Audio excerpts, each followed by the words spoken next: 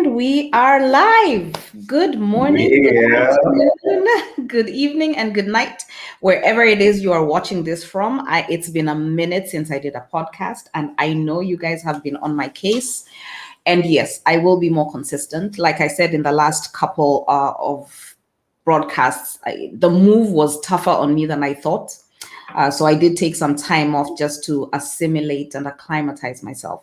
But I had promised you that I would be back, and I am back, and I'm excited. And we are live on Facebook. This is a first for Beverly Speaks.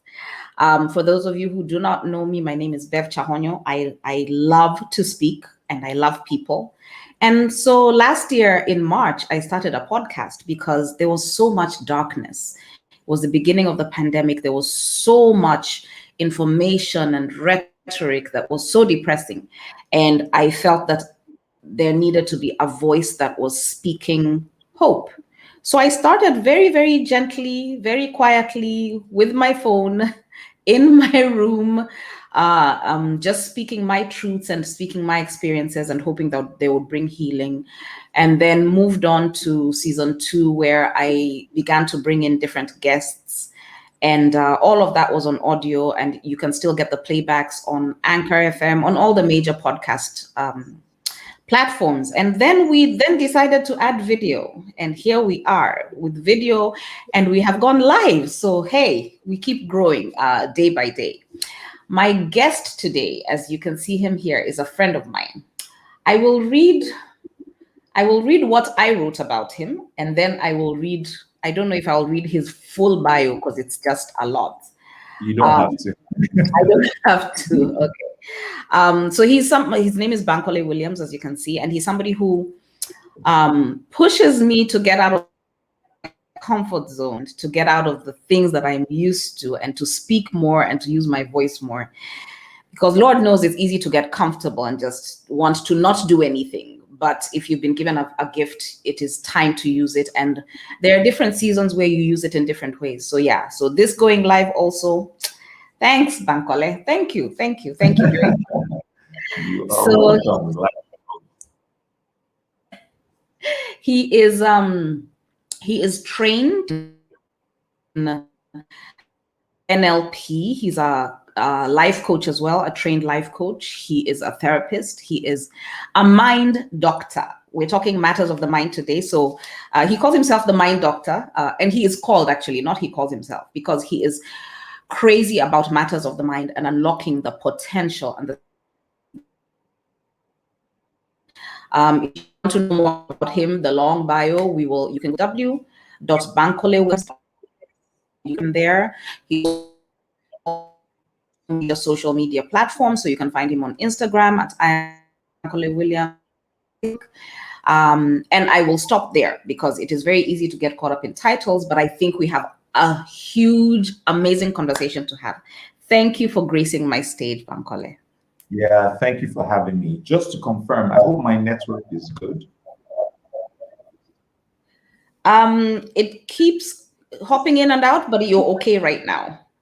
It keeps freezing from time to time, but you're okay. Okay, so tell me if it's not good at any point. I mean, just switch to another one. Okay. So welcome to Beverly Speaks, and tell us about yourself in your own words. Well, my name is Bankole Williams, obviously. I wear a number of hats, right? I'm a management consultant. I help employees of corporate institutions get great work done in less time so they can surpass the annual financial targets of their employers. I also run a foundation called Live Your Dreams Africa Foundation. I'm very passionate about youth employment. I really believe that we can develop strategies to solve the unemployment problems in Africa, and that's primarily why we're set up. So we have a skills acquisition arm, the Dream Development Center, that runs skills trainings, but also technical and business trainings for young people to develop skills to be able to solve some of the problems that we have in Africa. But also beyond that, like you rightly said, a lot of people call me the mind surgeon, right? And that's because I am so passionate about this incredible asset that God has given us. I believe that there is so much potential that we possess, but we're not harnessing this potential to produce tangible results. And I have just spent a good amount of time, some years of my life, just being dedicated to understanding this asset and utilizing it to produce incredible results, in life. So that's a bit about me. I'm an ardent Manchester United fan, by the way, right? I believe that united we stand. Right. There are members of my family who will be very happy with you, and then there are members of my family who will need to have conversations with you. I am Switzerland. I am Switzerland. So I will actually, I'm Italy. How about we say that? So I am Italy. This is where I stand with that. When did you first get curious about the mind? How did you find yourself in this place where you are so curious that you began to study it? Well, there are a number of pivotal moments for me. One was I recall, I was a management consultant and I was running, trainings for banks and the likes. And the bank had reached out to me and would send them a corporate profile and a brochure, right? And my partner at the time had included a course that we weren't offering, right? Just as management consultants, you bluff sometimes, right? And that course, out of God knows how many other courses, was what they indicated that they wanted. So the question was, were we going to honestly tell them, hey, we really don't do this? Or were we going to develop the capacities to be able to be able to deploy the training? And it was a course on emotional intelligence, and I decided to take on the challenge. So I was curious and I began to study and read. And that whole experience exposed me to a whole lot of material that had to do with the mind. And the more I studied, the more intrigued I was by the things that I was seeing. And I was beginning to see how these things were connected to my own life and my own experience. So that was one time when I started going on this journey. Interestingly, over the course of my life, I noticed a pattern. I've been intrigued by human behavior. I always wondered why people acted the way they did, right? I was curious just to understand, when sometimes you're with somebody, you say something and then the person reacts in a way you don't expect. And you're wondering, is it what I said that necessitated this behavior? Right. And, those kinds of things just used to intrigue me. Why do human beings act the way they do? Why would somebody like Hitler just decide that, he wants to be out for the Jews? What is responsible for the ways we act? So that was a pattern I'd noticed over time. Then one other significant thing that happened to me was sometime when I was, I left home. I'd started staying in a place on the mainland in Nigeria, in Lagos, Nigeria, Yaba. And I recall that day I had a problem with a bulb in my house, right? I bought a new bulb, placed it on the holder, it didn't work, right? So I called an electrician to come and fix, the bulb. And he came and he took the exact same light bulb that I put on the holder that didn't work, and it worked, right? So, hey, this guy had come, I had to pay him, right? So I asked him for his bill, and he called the figure at the time that I thought was ridiculous, right? So I said some things. I don't even remember what I said. I just said some things, And then this guy looks at me and he says to me, that he appreciates what I've said, but what he doesn't like is the fact that I said to him that does he think money grows on trees? And I said, no, I could not have said that. He said, Bankole, you said it. I said, no, I could not have said that. Now, the reason why I was hesitant to receive this feedback was because as a child, I heard my parents say that, my dad in particular, say that. And I remember vowing in my heart that I will never find myself in a position where I'll use those words, because it was like a response to any request I made. It was a refusal.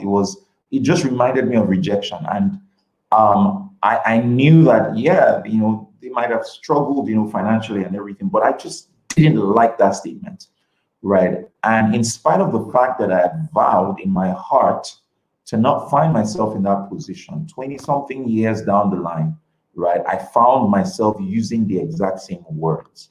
And when this guy said this thing, I went to my room, calculated the precise amount of money he asked for, and I gave it to him. And he was shocked, like, is there a problem? I said, no, you don't know what you just did for me, right? That was a moment that was an epiphany for me. It was a moment when I saw myself.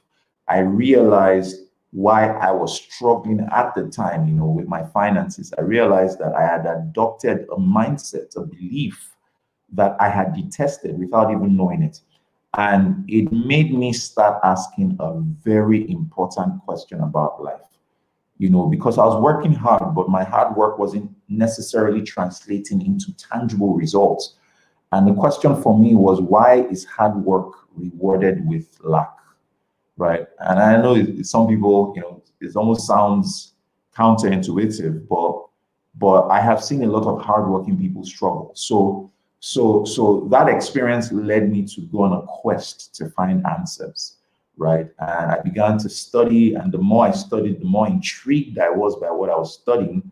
And it just made me realize that, this mindset thing, this mind transformation thing is definitely an experience that I'm called to bring to humanity. Wow, wow. Okay. You've said so many things in that one statement. I don't know if you can still hear me. You seem to have frozen. Yeah, you're there. Now you're there. Okay. Okay. So you said so many things in that one statement. Growing up in an African home, do you think money grows on trees is a statement that I don't know. We heard it a lot. And it wasn't from a place of denying us, it was from a place of teaching us. But there are different ways to teach, and there are different ways to learn. And I guess that's why unlocking the secrets of the mind for you is very intriguing. And for a lot of people, sadly, we look for answers in the wrong places, or we answer questions we have not yet asked. So you're looking for money, but really you need to change your mindset. So you're answering the question of money, or at least trying to, by chasing it, but you have not changed your mindset to try and understand certain things about your behaviors, your thought patterns, your background and upbringing that will either help you succeed or inhibit you when it comes to money matters, which is a whole other conversation. But thank you for that introduction. So I have a few questions. And I think you've answered question one a little bit. What makes you tick?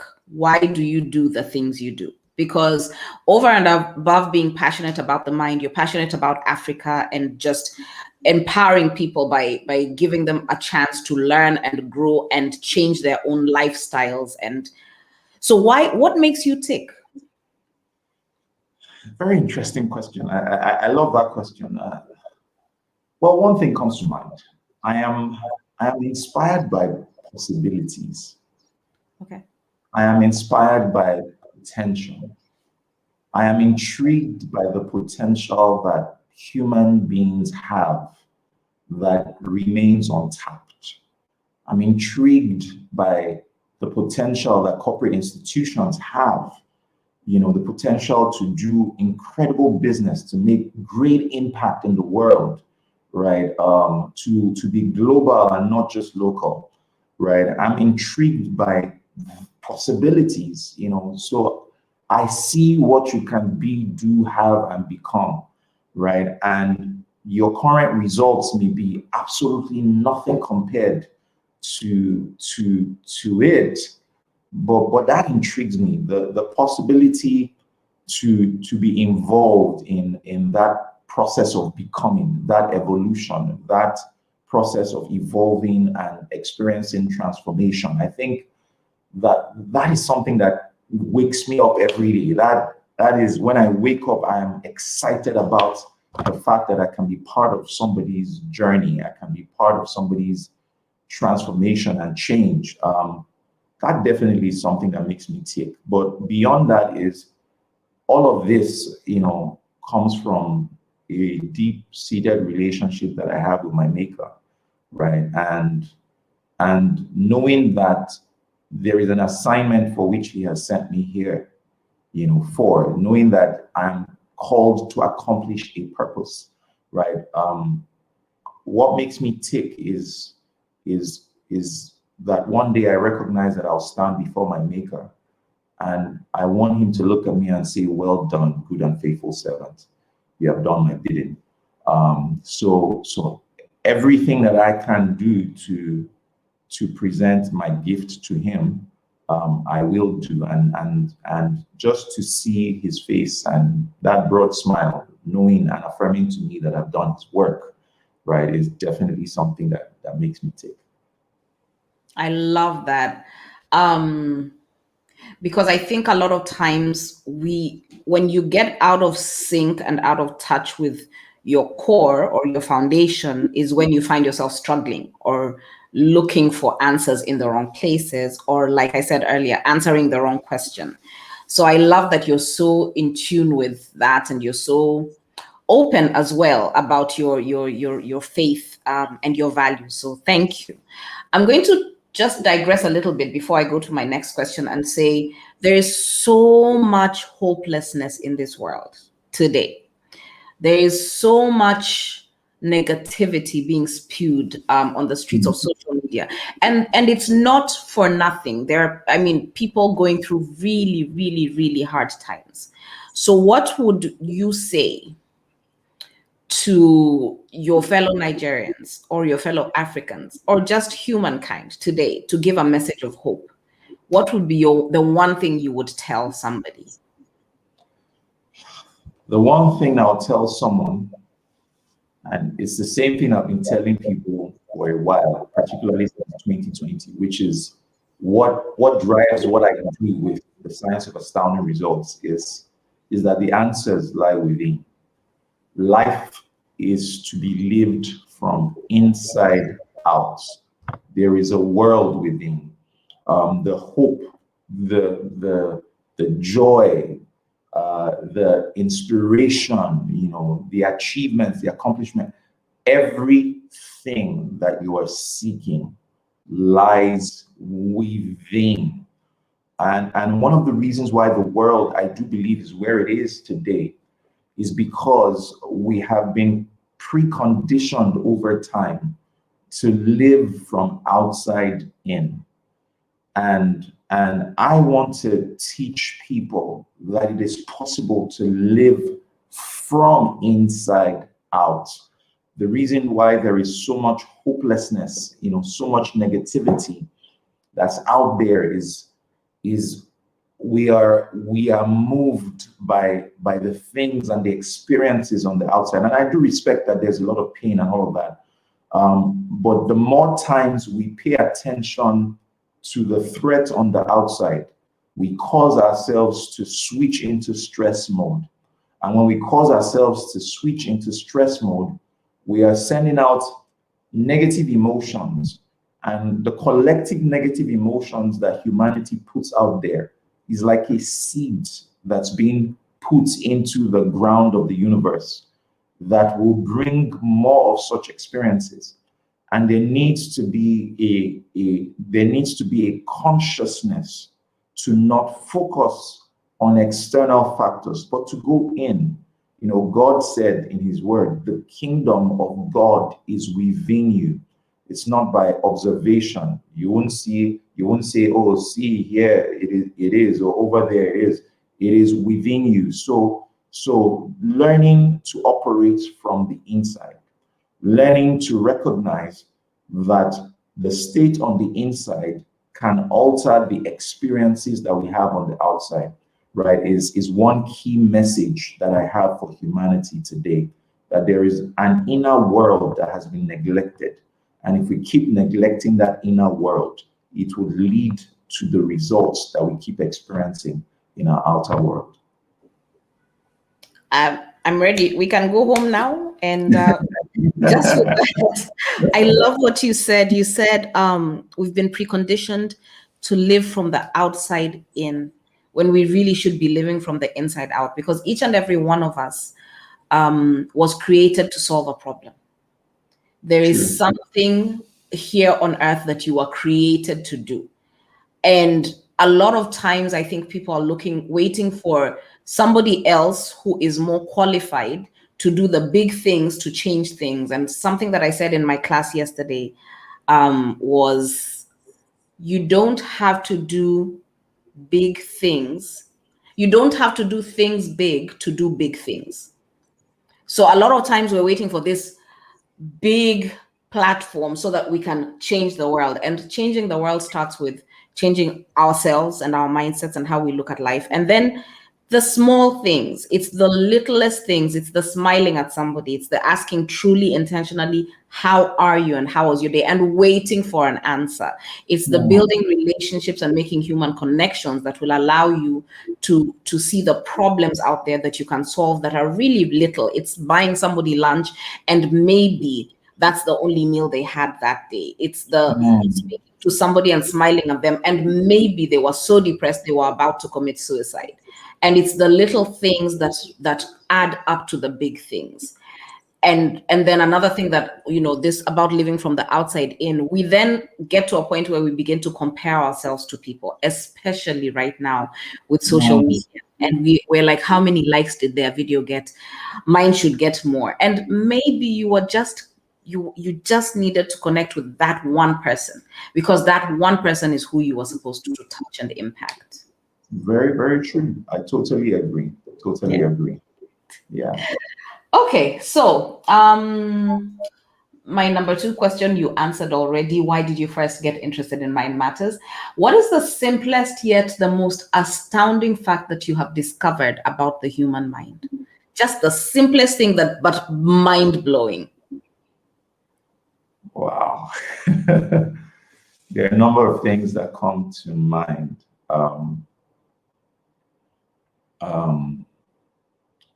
The fact that the mind is responsible for practically everything. And I know it seems so simple, but it is extremely, extremely powerful.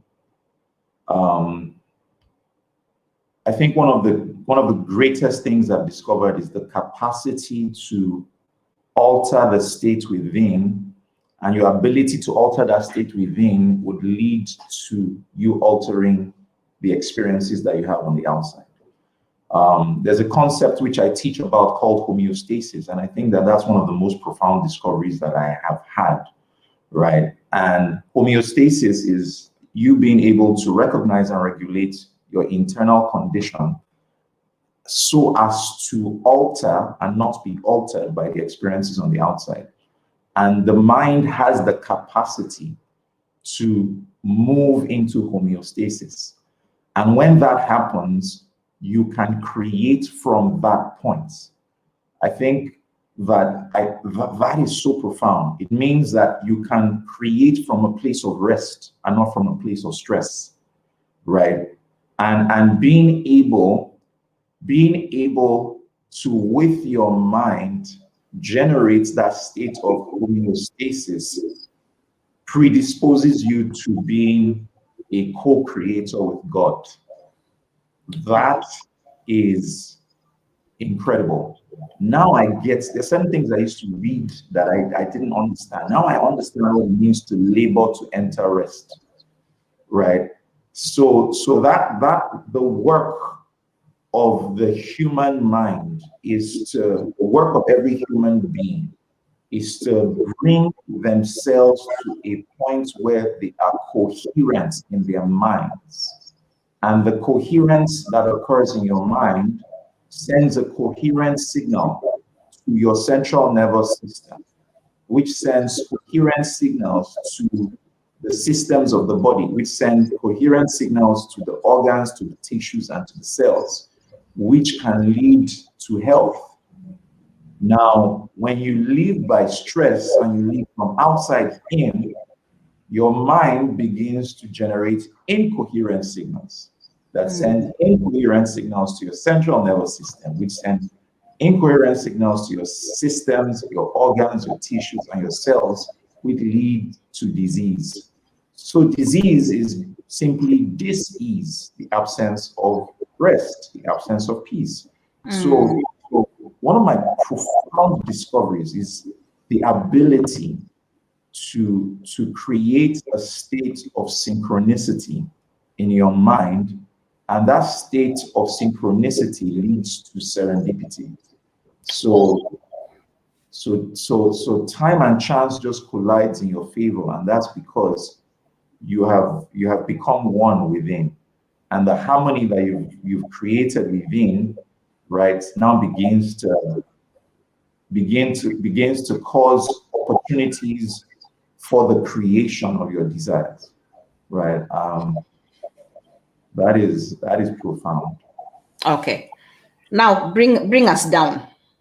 Explain it to me, or give me an example, like I was a child, because I get it. What you're saying is, with my mind, I can create harmony within my physical being that then allows me to get to a place where I begin to create and attract certain things that I am expecting, that I am desiring. Yeah. So give me an example. So let me I try to, because it's unfamiliar and it's unusual, right? Sometimes it's something that it's like a big pill to swallow, right? But because something is unfamiliar does not mean it's not right, or does not mean it's not a principle, or it's not true, right? So I try to simplify things using very basic analogies, right? Even though they seem, it's just interesting. It's like radio waves, for instance, right? We're having a conversation now. I'm not quite sure I really fully understand the technology, but you are all the way in Rome. I'm all the way in Nigeria, right? How is this happening, right? What waves are carrying the conversation, or carrying the messages? It's like radio waves, for instance. Somebody is thousands of miles away speaking in a room, and there is frequency that's being generated, and we don't argue it. We are listening to the radio, right? And you're okay with that, but can we understand the technology behind that, right? The information is transported by waves that you do not see, but we don't question that, right? No, we don't. We don't, right? But I'm saying that in that, radio waves are part of an electromagnetic spectrum that has other frequencies. And the point I'm trying to make here is, when it says, as a man thinks in his heart, so is he. Note it doesn't say as you think in your head.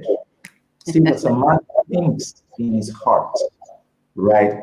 So it means that when you have intention, but your intention is matched with an emotion, right? When your thoughts generate the feelings of what you are believing for, right? You enter what is called the state of being. You become. That's why we're human beings. Things are not supposed to be happening to us. We're supposed to be happening to things. I love right? that. You are happening. Every day you are happening. So we keep looking at ourselves as victims. No, we are the creators of our realities.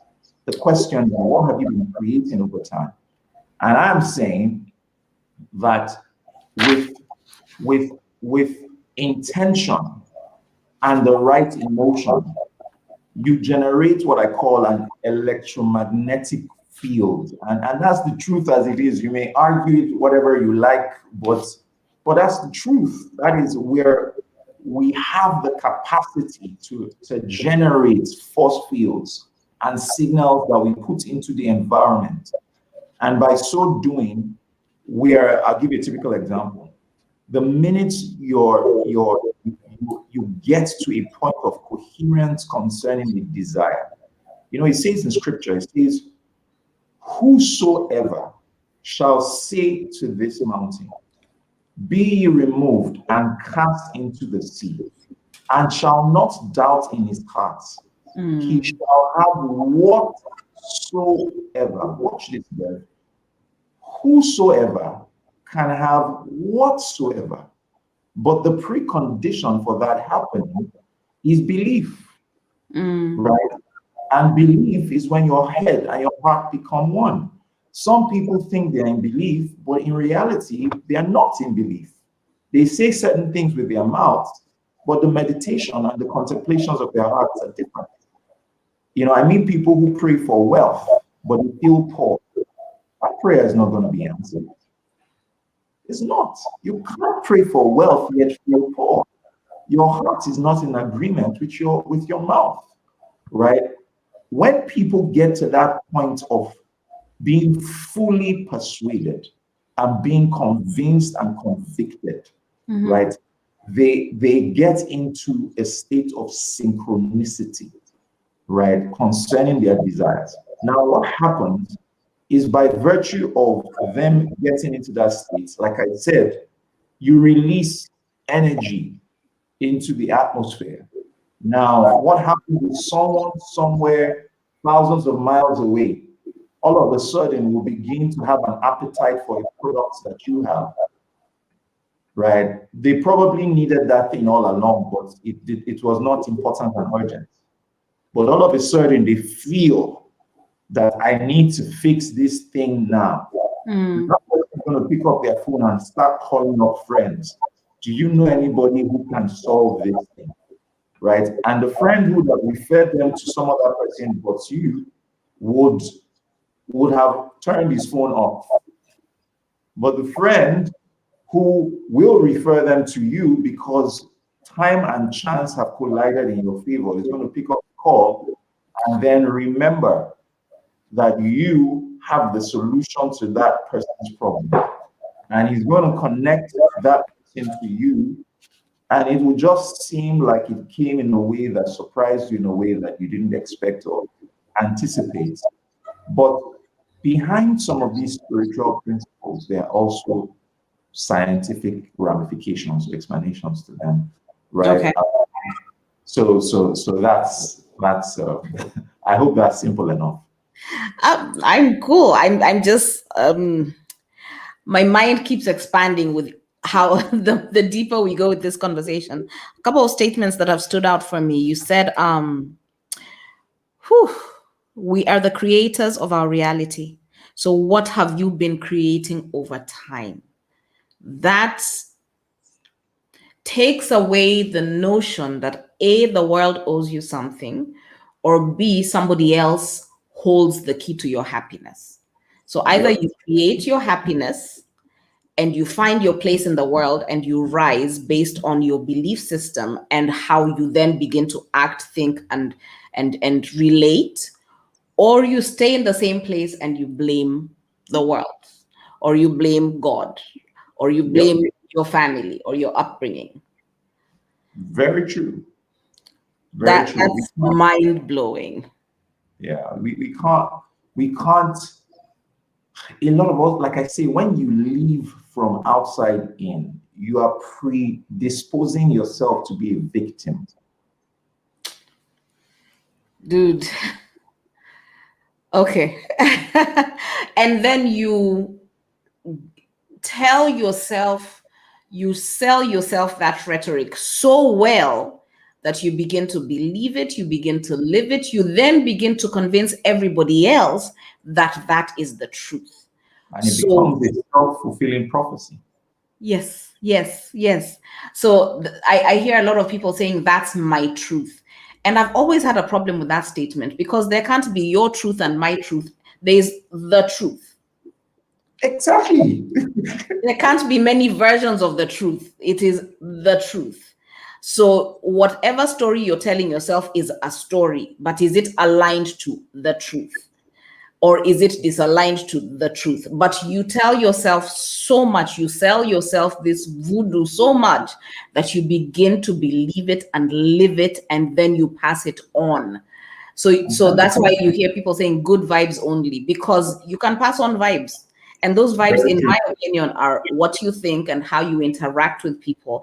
And that changes an atmosphere. You enter a room and people are either drawn to you or repelled by you based on your quote unquote vibes. Very true. Very, very true. And you see, what you said is so true because there are so many stories. We all have a thing for telling ourselves stories. And do you know that more than half the things that people narrate that happened to them didn't happen to them? Tell me But more they, about that. yeah, but they make up, because we need to be able to find an explanation for how we feel. So we create in our minds a story that matches the feeling. So it becomes a justification for you remaining in that state. So Wow. you tell yourself that story over and over again till the point where you believe that it actually happened that way, right? And we sometimes have a logical, sweet, beautiful explanation for why I am this way, and we keep rehearsing and repeating and reiterating that story to the point that it becomes a belief. And you see, belief is one of the most, if not arguably the most critical principles of this world. Because once you enter a state of belief, the universe will align to produce that particular outcome. So if you believe that people don't like me, this world is against me, these things have been rigged against, it's true because you believe it and it will manifest as your result. And then you will come to me and say, you see, Bankole, I told you that people don't like me, and it becomes a self-fulfilling prophecy. There are 2 times in scripture that it's written that Jesus marveled. You can check it out, right? Do you know what it means for Jesus to be in awe? You need to pay attention to that Jesus was like, whoa. And the 2 times, the first time was when he marveled at their unbelief. The second time was when he marveled at the belief of the centurion, right? So what does that tell you? That belief moves God, and unbelief moves him. So this concept of belief is extremely critical, right? And I'm convinced that was primarily the message of Jesus, right? He just kept talking about, the kingdom, kept talking about belief, right? And the earlier we begin to investigate some of these stories that we've told ourselves that have become lies, and you see, the devil, that's his strategy. He's the king of all liars. Father. No, it's not a king. Sorry, father of all liars. Right. His strategy is to distort reality. Right. And we don't believe in the distortion of that reality as our truth and experiences. So let me ask you, I'm just going to ask for the people out there. I'm asking for a friend. Are you telling me that my tears and my whining and my throwing tantrums does not move God? Like if I throw a tantrum and I cry so loudly, he's not going to align to my will. It moves his heart, it doesn't move his hand. Okay, say that again. Just say that again. For my friend. It's not for me. I'm asking for a friend, remember? I said it moves his heart. He's moved by, our tears, but it doesn't move his hand.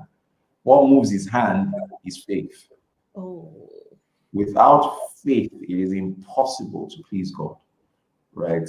Faith is the prerequisite for the manifestation of God on earth, right? It is the precondition. And a lot of times we haven't met that condition. So I meet people who are wailing and crying in prayer, and I empathize with people's situations, don't get me wrong. But until we become fully persuaded, right? Until we hope against hope, until we get converted within, right? And think about it now, Bev. look at Africa. Let's be real. I'm pragmatic. Let's call a spade a spade. I don't know any society that prays like the African continent. I don't know, right? My country, as in,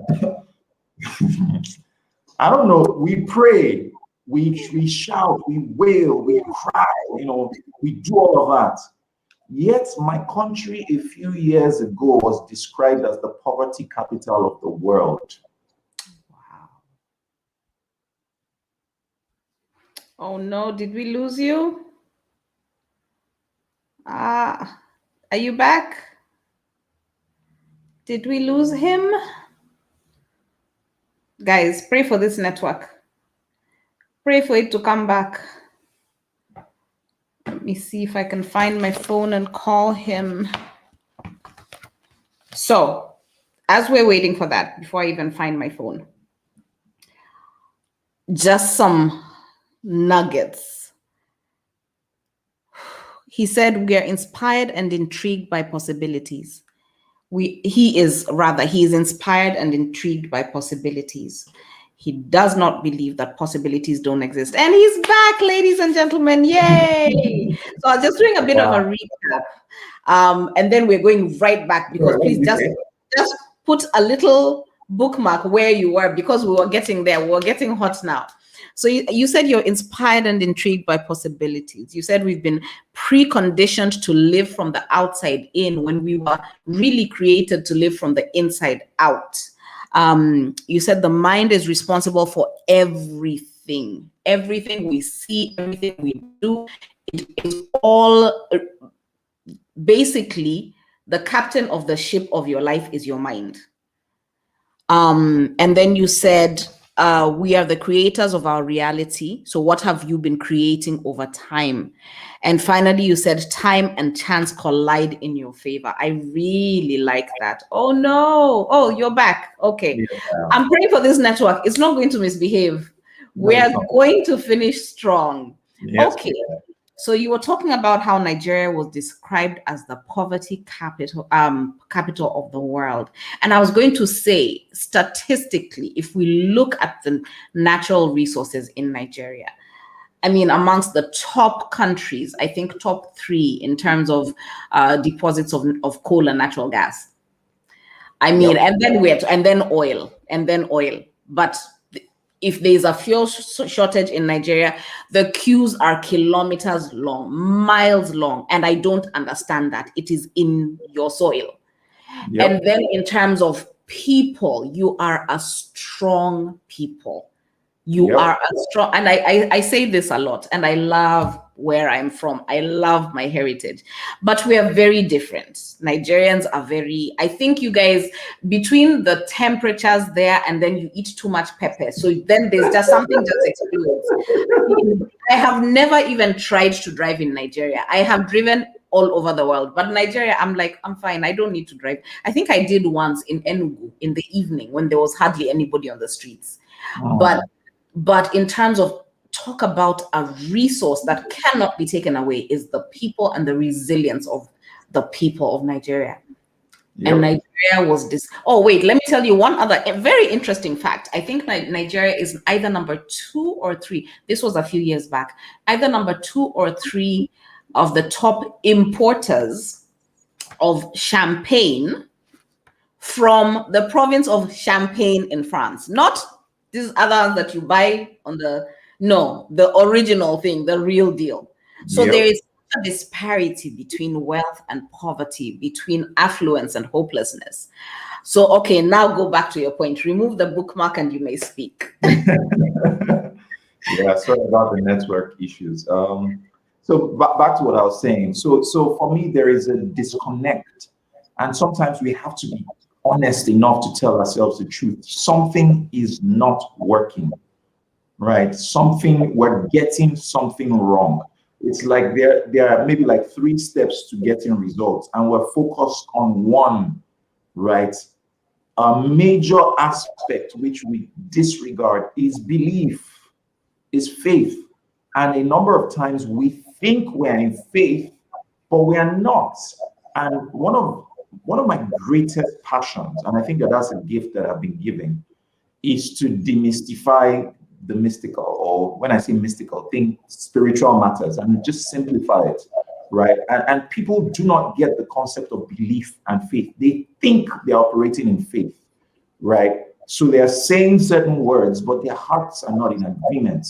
And they think that it's by the abundance of words. No, labor to enter rest.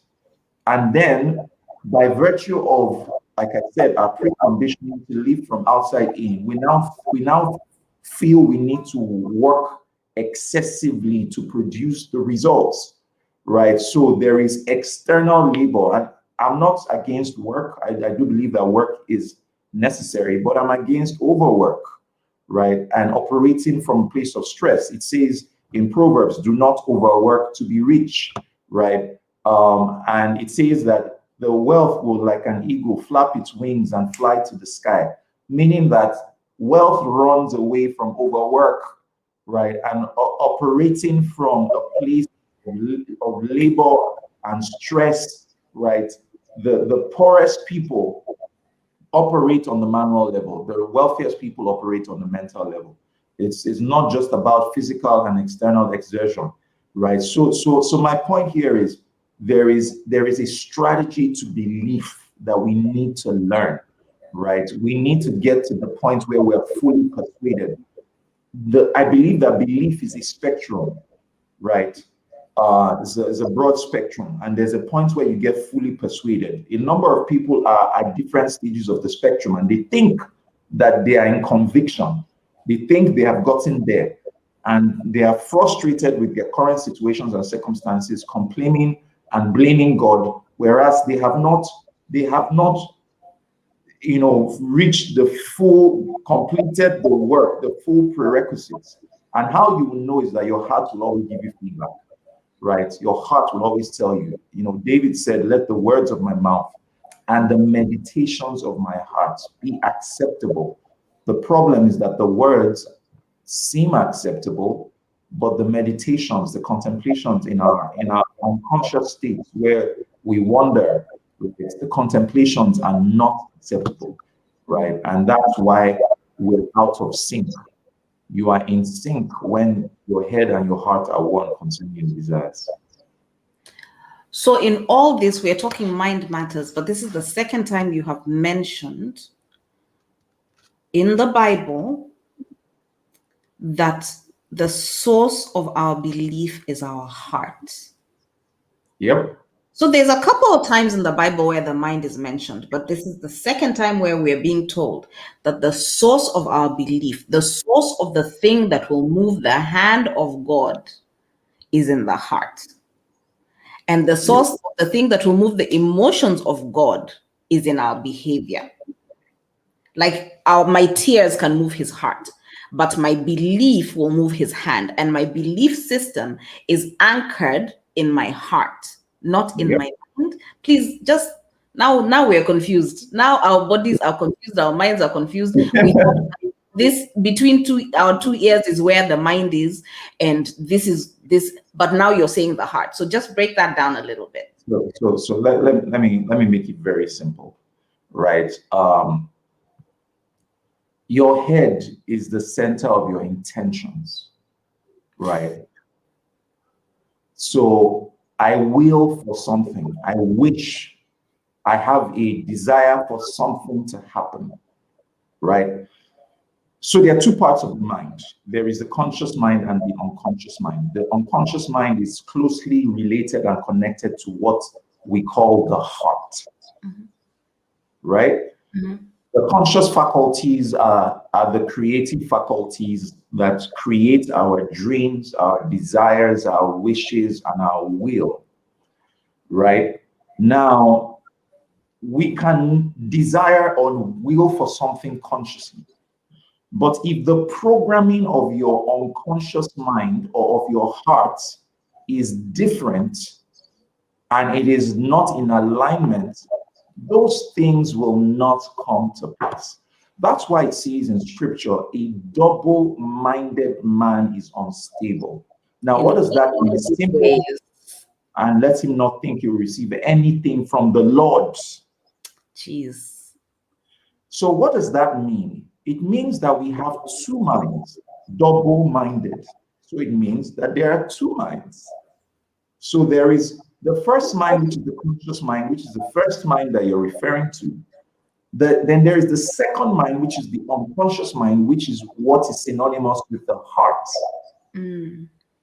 Now, the first mind is the seat of logic and the seat of reasoning. So, and that's where a lot of people operate from.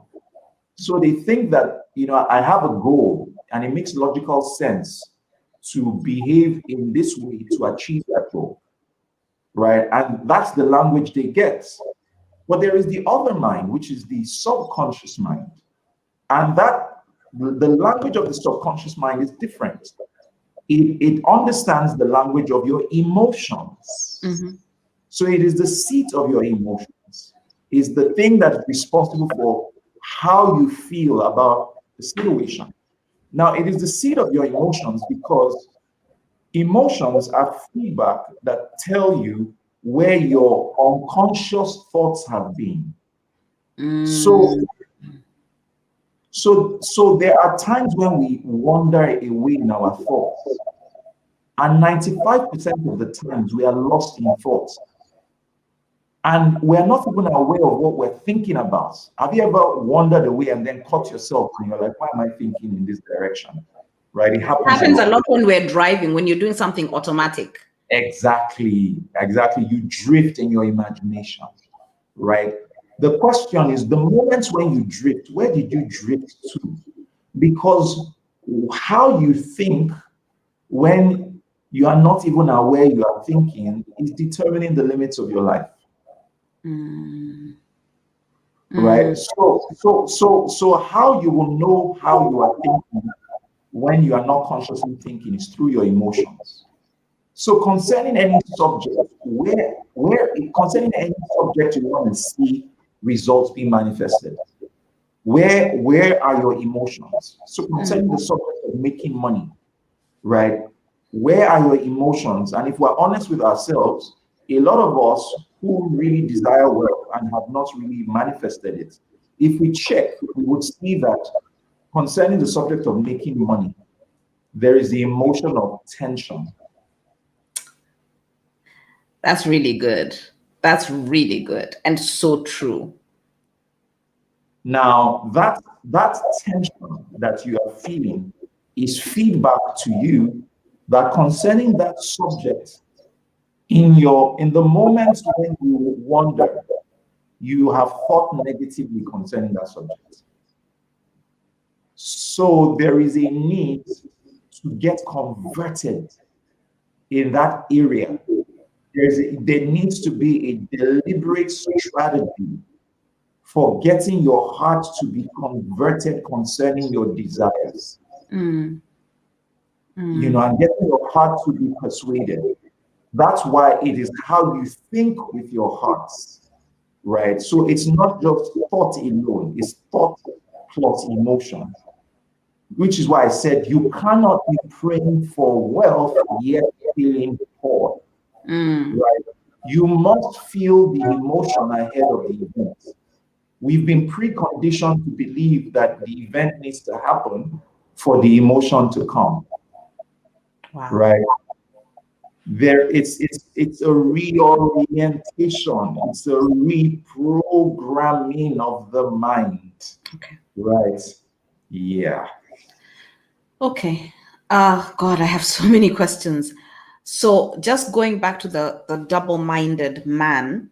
So it is when the thoughts of the words of your heart, of your mouth, and the meditations of your heart are in alignment, that you're no longer double-minded. And that is when you begin to see results, because that is when you are fully persuaded and convicted in the way of faith, and you then begin to move the hand of God. Precisely.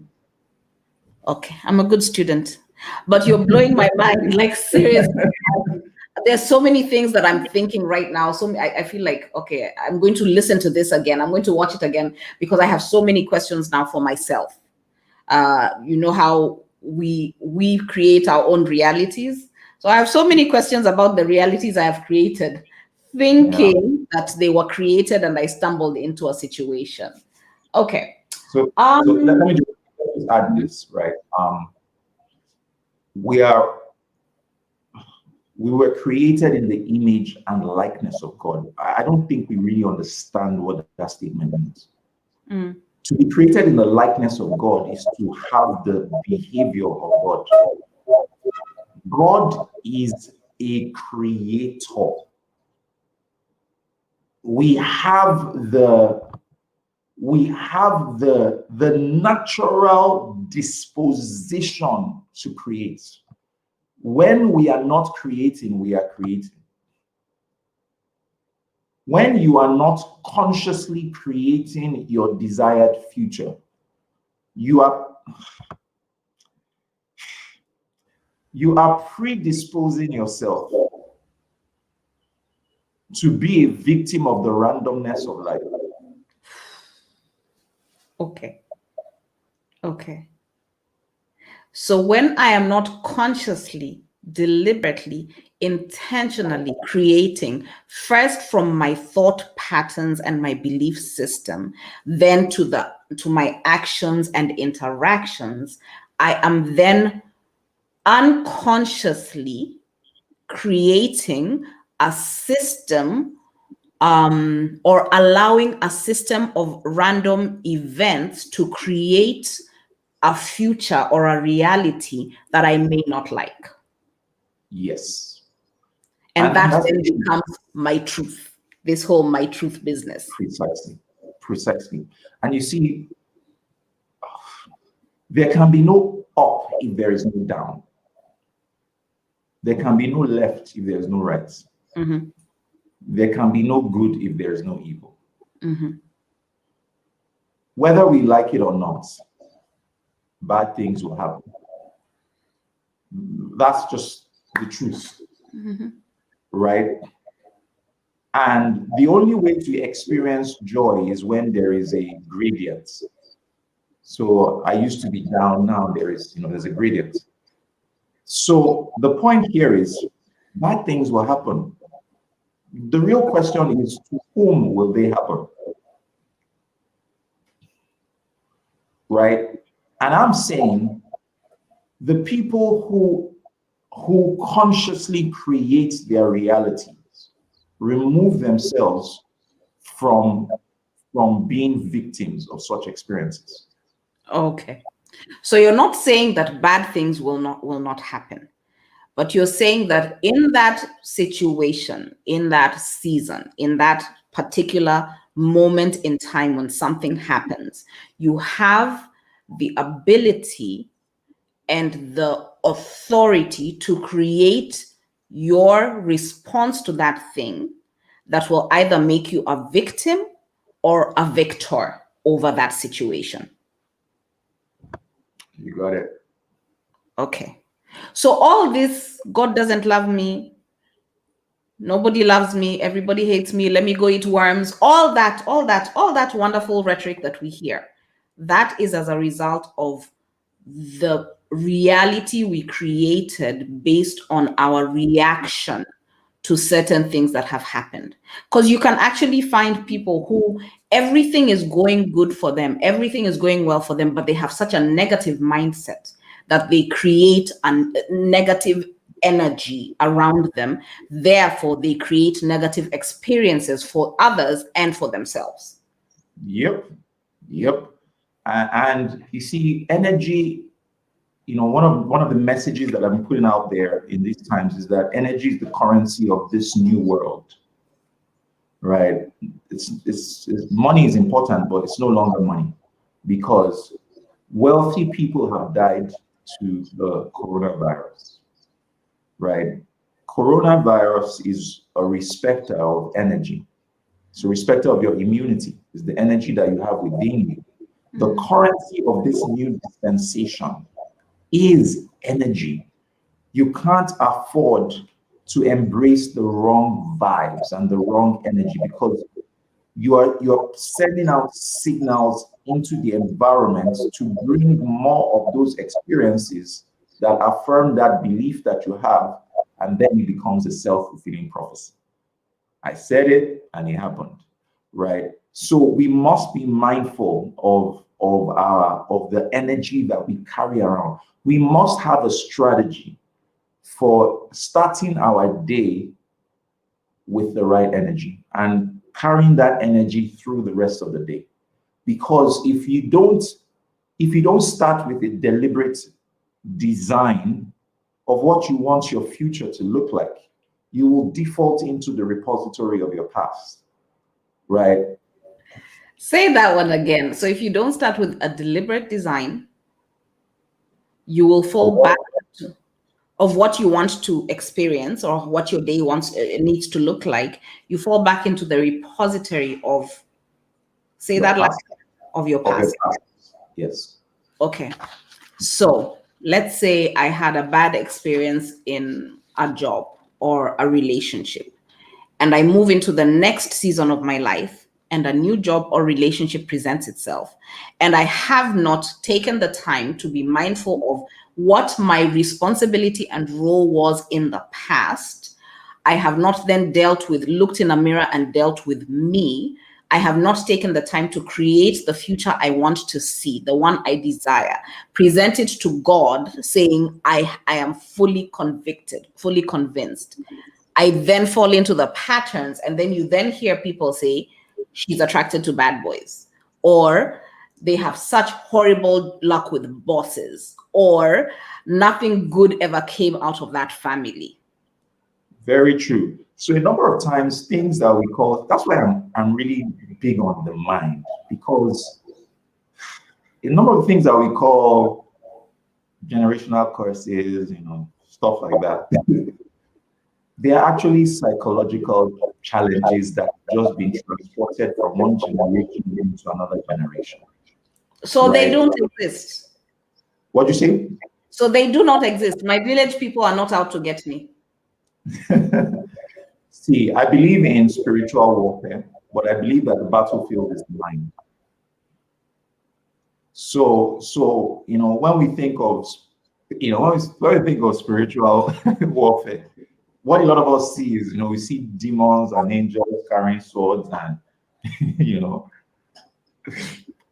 the battlefield is the mind.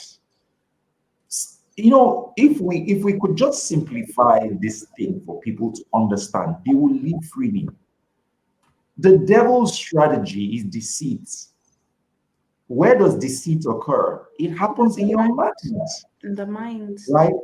And sometimes we need to read the scriptures with a fresh set of lenses. A lot of the things we read are metaphoric, they're not literal. So when you see arrows that fly by noonday and stuff like that, do you really think a demon has a bow and is shooting an arrow? What are arrows? They are thoughts.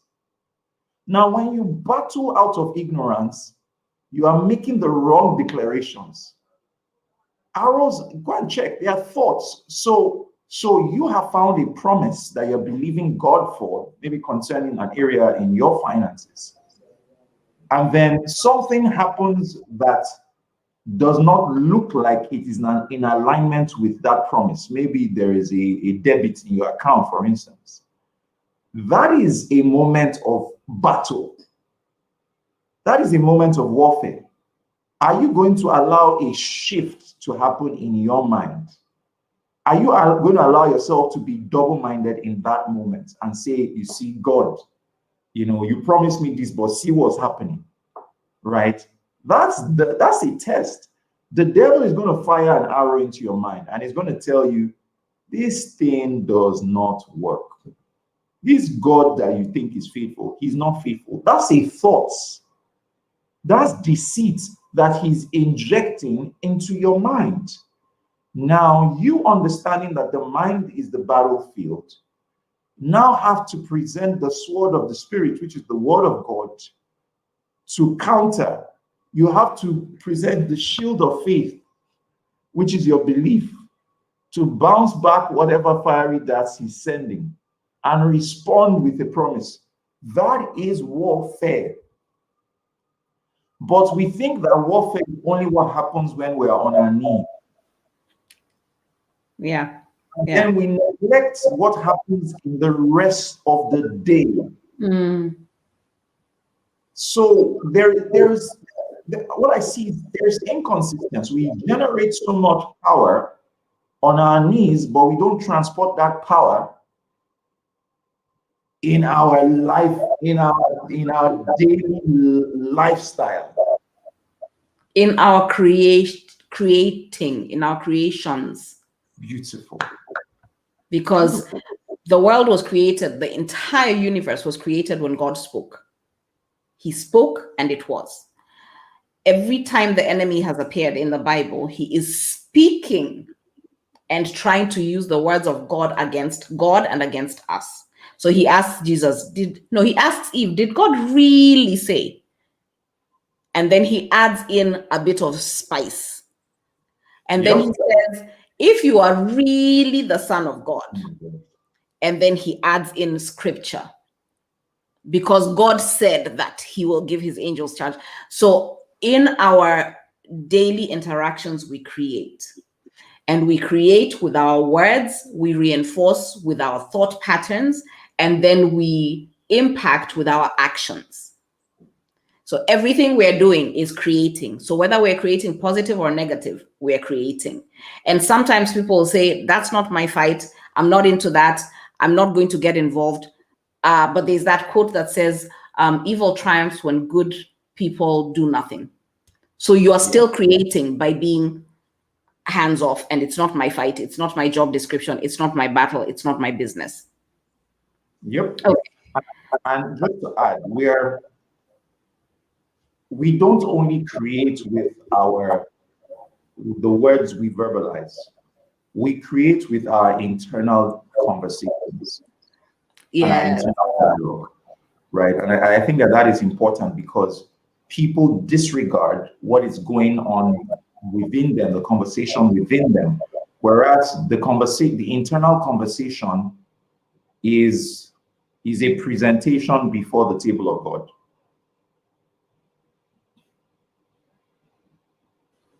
So, in how I think, what I should be doing. Yeah, you're messing with my mind. So what I'm looking at the questions and saying which ones are really essential, but I think there's maybe one that I will ask. But so what I should be doing in my thoughts is having conversations with God and tuning into the frequency with which he responds to me as Bev, not how he speaks to Bankole, because that could be different. And searching out the affirmations and the proof of that in the word. And then taking that back to him and saying, but you said here that concerning me, and therefore this is what I desire concerning this thing, and it is written in your word. So I should be in constant communication with God, meaning I am then a co-creator with him. I'm partnering with him. Otherwise, I can create my own reality that has nothing to do with his will for my life and and the assignment for which he created me. Very true. Very true. So let me give an example. Do you remember the story of the children of Israel? Mm-hmm. Right. They had a promise from God, right? These people saw the greatest manifestations of God. Do you know what it means to see the Red Sea part? As in, just imagine having that experience. Will you doubt God for the rest of your life? So you see, I actually, and it's such a great example that I really do empathize with them, simply because there are times in my life I have seen the hand of God and then caught myself within 5 minutes of a driver cutting me off, going to a negative place and forgetting the manifestation of God. So I empathize with them. But it was the Red Sea parting. It was the plagues. And it's so easy to sit here and say, how could these guys not? Like the guys who walked with Jesus, how could they doubt? But their reality and their mindset for the children of Israel, it was 400 years of captivity. They knew nothing else. They knew no other reality. They didn't know what it meant to be free. They had no clue. Because according to them, you should have left us there where we could have eaten lilies and onions, and they had graves. I'm like, you actually went there and said, at least there I would have been buried in a grave. Wow. That's how Precisely. small their mind was. Precisely. And that's why the subject of the mind is critical. That's why these conversations are important, because no one can go beyond the limits of their mind. No one can have an experience that is beyond the limits of their minds. Even God respects that law. That's why he said, watch this, oh, they had been through so much captivity and everything. And then the Bible records that these people, they murmured and complained. And then God said, as surely as I live. He said, as I have heard the murmuring and complaining of the children of Israel, and as surely as I live, that which I hear them say, that will I do. See, Beverly, that scripture changed my life. You want to know why? I thought God only heard prayers.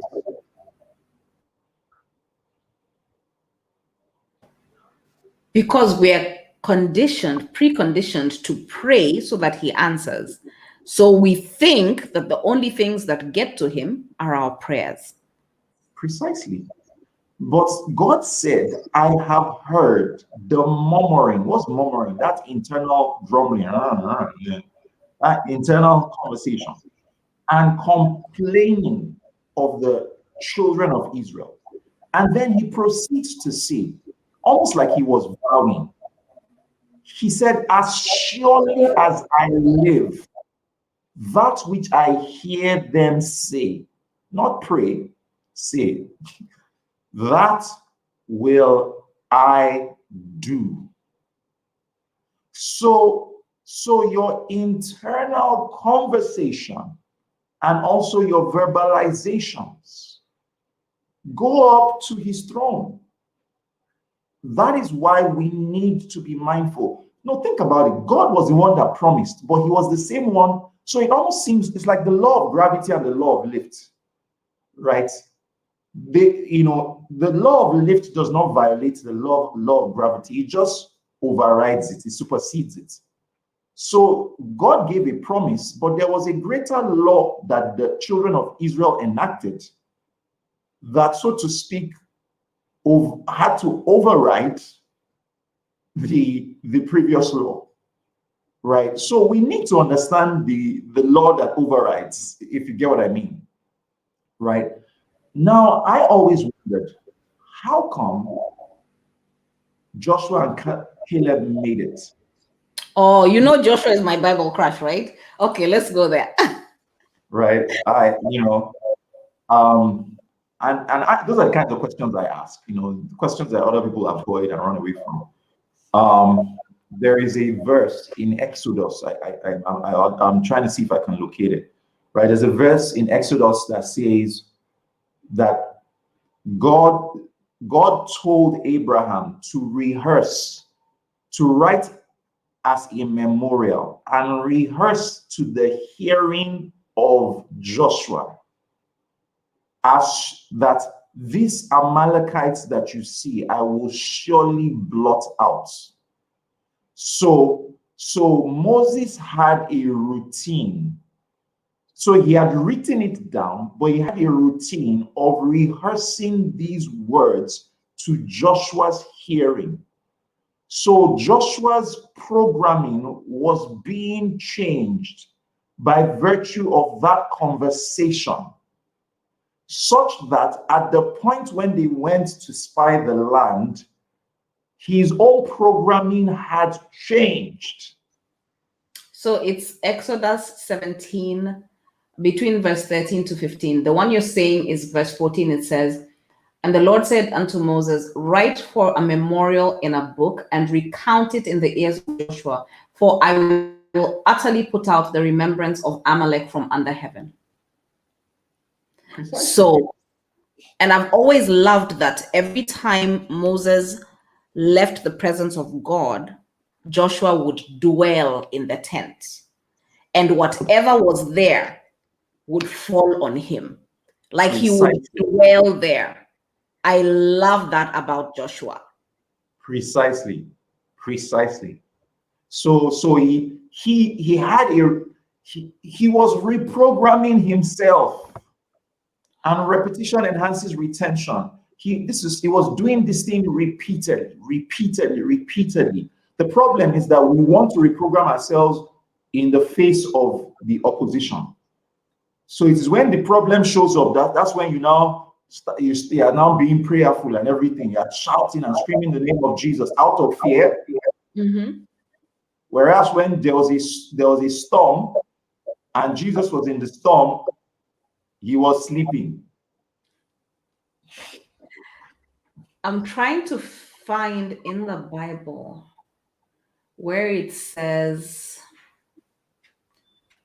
you know, it says at the end of Joshua's life that everything he did prospered, and the Israelites lived by the law of God as long as he was alive and as long as the men who were with him were alive, because everything he did was as a result of abiding in the place of the tent and hearing from God as God spoke to Moses. By the time the mantle was being passed, he had his own battles to fight. He was now the general, he was the fighter, he was the captain, he was the soldier, and he won many battles. And then he died, and when he's dying, he says, let every man stand, and if I have done anything wrong. And he calls for witnesses, and none comes. And as long as he lived, and as long as the men who were with him, the leaders, lived, the children of Israel obeyed the law of God. That is the reality he created. Yep. But it was out of everybody who left Egypt, he and Caleb survived, and then his testimony beyond that, because of the words of his mouth and the meditations of his heart. And Joshua 1:8, remember? So you know my life scripture. I be strong and courageous. Joshua 1:8 and 9 for me is my life scripture. Wow. Because it doesn't say that things will not come against you, that battles will not face. You will not face battles. It tells him, be strong and courageous, which tells me this is one of the few times you see Joshua as human. It tells me for God to have to tell him not once, several times to be strong and courageous, that he had fear and that he had weaknesses. But you never hear them mentioned. You hear his victories mentioned. You see a lot more of Moses's humanity and his human side and his lashing out and hitting a rock instead of speaking to it. And you see a lot of the humanity of Moses, but you don't see that for Joshua, because that is not the testimony that needed to be written. Precisely. Okay. But now I mentioned this, I'm going to study the book of Joshua, because that guy knew something, man. That's my guy. I'm telling you, that's my guy. There are two people in the Bible, two men in the Bible who make me marvel. There's Joshua and there is Jonathan, with just how much he loved David, knowing he was giving the throne away, and he still loved him to death, like literally. Wow. Anyway, that's a whole other. So you talked about energy is the capital for today, right? I want to ask you something else. What is social capital, and why does it matter? Because when we look at how we relate to people, when we look at how people relate to us, and no man is an island, so we live in a world full of people. When we look at things like, why do people react a certain way when I enter a room or when I speak, or why are my ideas never brought out or accepted? So what is the importance of social capital in this whole mind conversation? Because I think a lot of times you can use what you know to either create, or you can use what you know to manipulate a situation. So talk to us a little bit about social capital. Well, you see, like I mentioned about energy, right? Energy is contagious, right? Vibes, it's contagious. You enter a room where people are sad, without opening their mouths, you can sense what they are feeling. It's like charisma, right? Um, um, have you ever met someone who is charismatic? How do you explain that? It's energy. It just means that they have a lot of positive energy that is contagious. You They, mean they walk, like our mentor? Just yep, just yep, that's it, lights up man. a room. I'm telling you, as in that positive vibes, so much positive energy that when he enters a room, there is just life. He carries that life consistently with him, right? So sometimes the sum total of all the energy that you've just been accumulating all your life, right? And I'm saying mindfulness is the secret.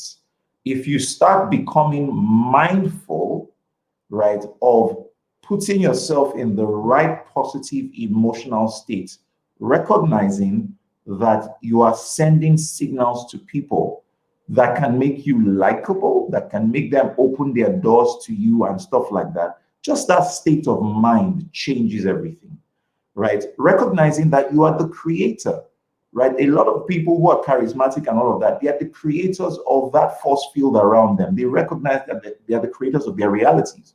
But if you look at people who consistently look at themselves as victims, right, they are the ones, they don't realize that they are creating the negative vibration or the energy that's around them. Now, this is critical because we don't live in a world all by ourselves, right? No man is an island. There are people out there for certain kinds of results to be manifest in your life. Certain people have to open certain doors, right? And you being able to consciously, deliberately, right, develop strategies for impacting people. And that's because you are a creator. You recognize that I have enough to give, right? I can be a blessing to you. And by me being a blessing to you, I'm sending some positive energy in your direction, right? Sending out, a lot of energy in different directions. Now that's a seed that you are sowing, right? That's an investment you're making somewhere. Whenever you impact somebody, right, they reward you with the ability to influence them.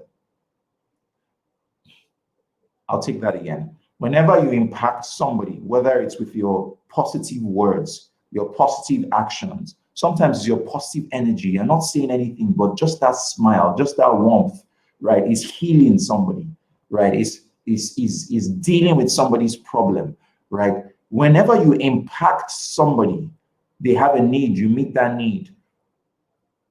Unconsciously, they don't even know that they've done it, but they switch and they reward you with the ability to influence them, right?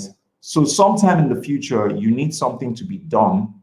They're going to ask you, how high do you need me to jump, right? But even beyond that, it's not even about them. It's about the seed you've sown in the universe, because you may not necessarily reap where you sow, but you'll reap what you sow. So you being kind to one person is you predisposing yourself to others being kind to you, right? So that's really the thing with social capital. Okay, I'm gonna start wrapping up. We've been here a hot minute. Um, your message to your younger self. What would you tell your younger self? I've been asked this question a number of times, and every time I think about it, I say the same thing. I'll tell my younger self to chill. To chill. Yeah, and I'm going somewhere with that. I worried a lot when I was much younger. I worried about how things, how shall these things be? How will things manifest? Certain promises God had given me said, chill. It would all work out together for good, right? Relax. The future is already settled. right? You know, God has already blessed you with all spiritual blessings. Just believe in His promises, and that state of belief will make things align, right? My younger self was just lived in anticipation of and a bit of anxiety of what the future held. But looking back, look at how I am today, right? If I'd known this was what God had in store, I would have been a whole lot more relaxed, and persuaded about His promises. Okay. You create a lot of impact. So let me tell you this analogy that completely blew my mind. There's a statistic, I think it's on ask.com, that says that the average American will meet 10,000 people in their lifetime. So let's now bring this back home. Let's just say that the average African will meet, let's say in the streets of social media and everything, 10,000 people in their lives, and you have the ability to impact them. But then that's a really huge ask. So let's shrink it down. There's two people in this conversation. And if each of us impacts 10 people 10 times, the circle continues to grow.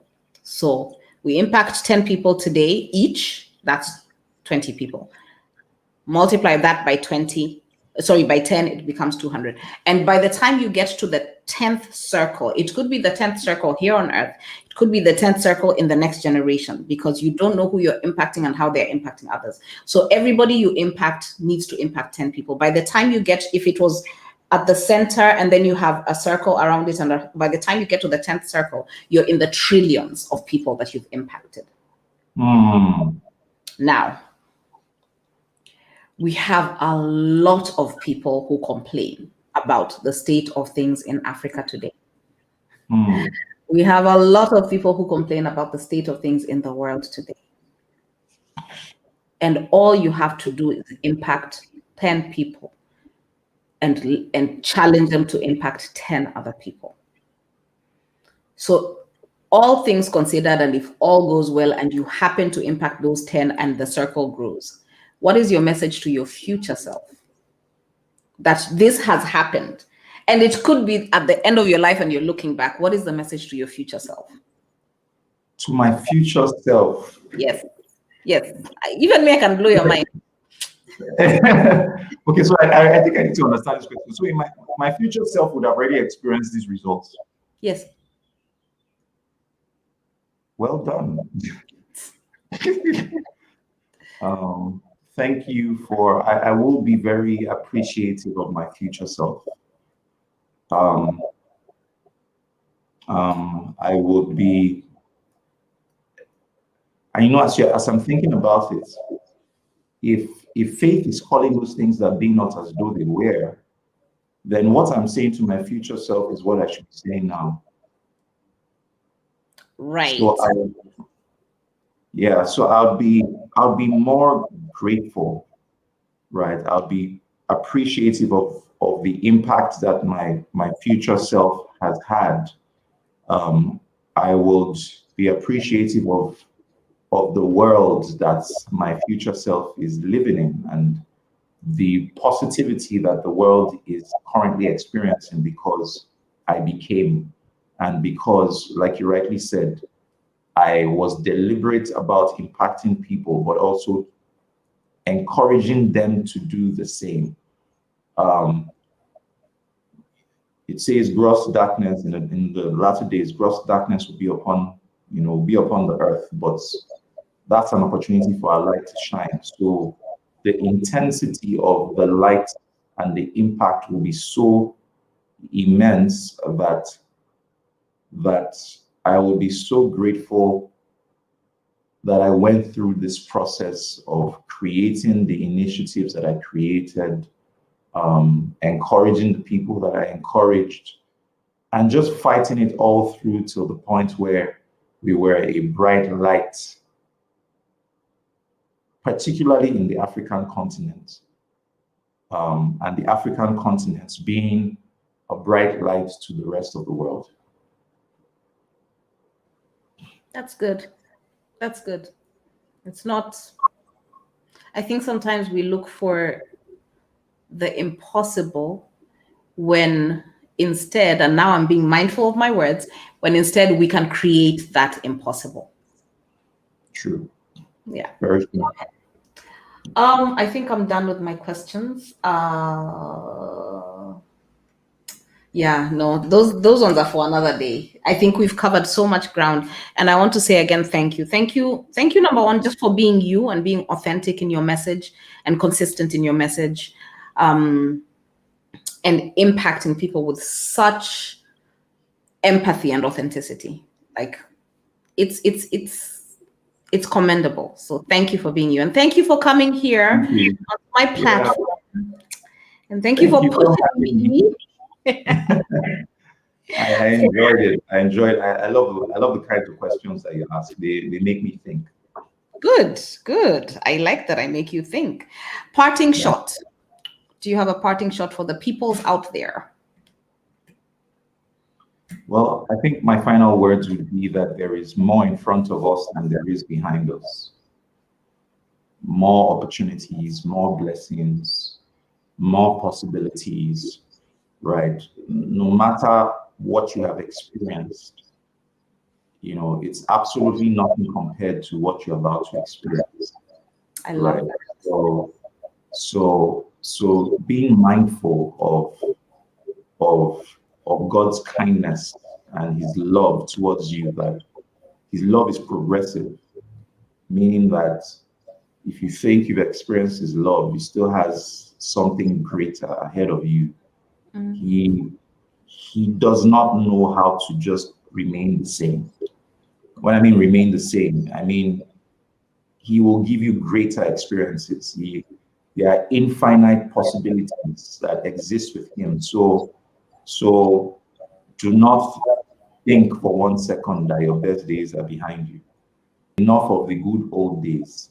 There are better, brighter, more beautiful days ahead. And that state of belief in him will ultimately determine the experiences that you have in life. Ladies and gentlemen, I have nothing to add except, again, just thanking you for coming and just unlocking our minds. Where can you be found? I know I said it. Instagram at I am Bankole. I'm pretty active on Instagram, so people can follow me on Instagram. If they have any questions, you can send an email to info@bankolewilliams.com. Okay. Sorry, just one more thing. Just a little bit, like 1.5 minutes about SOAR, the program that you run, which is an amazing program. Yeah. Let me try and do that in 2 minutes. It's called The Science of Astounding Results. It's an acronym, SOAR. It's a message that God gave me October 2020. I was a victim of the experiences of this world, a deep, dark, so to speak, place emotionally. Everything that had happened, the NSAS experience in Nigeria and all. And I needed a way out, and God began to open my eyes. I think he allowed me to go through that route because he had a message he needed to bring to the world, right? So I went through all of that experience and I began to ask God questions. And in answering my questions, he began to open my eyes and reveal to me the possibilities that existed if people started living from inside out. He began to show me his original design for humanity, right? When he created man, man operated from within. When he ate of the apple, he started living from outside in, right?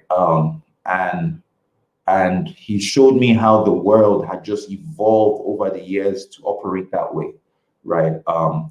And he gave me a message for humanity, and that is the message which a bit of which I've spoken about today, homeostasis, which for me is so profound, helping people unlock the heaven that exists within, helping people live and experience heaven on earth, right? It's a mind-shifting experience. I explain this thing scientifically, I explain it spiritually, and people who have been through our programs have had life-changing experiences in their health. People have been healed. They've helped third parties get healed, as in miracles in biblical proportions are happening. People have experienced financial breakthroughs and results, right? They've seen how the altering of the state within alters the experiences of the outside, right? So that's pretty much what the Science of Astounding Results is about. And if anybody wants to be a part of it, there's a waiting list for the next one. We just concluded the last one. It's in the link in my bio. Right? So if you click on the link, just put your details there and we'll reach out to you. Awesome. And I am in the next cohort. I'm excited. Yeah, it would be lovely to have you. I am excited. I'm excited. And I think I said to you the other day, I'm kind of scared as well because I don't know what God is doing with me, but I have a sneak preview. So I'm excited, nervous. So nervous, good, the good kind of nervous. But yeah, I'm excited about that.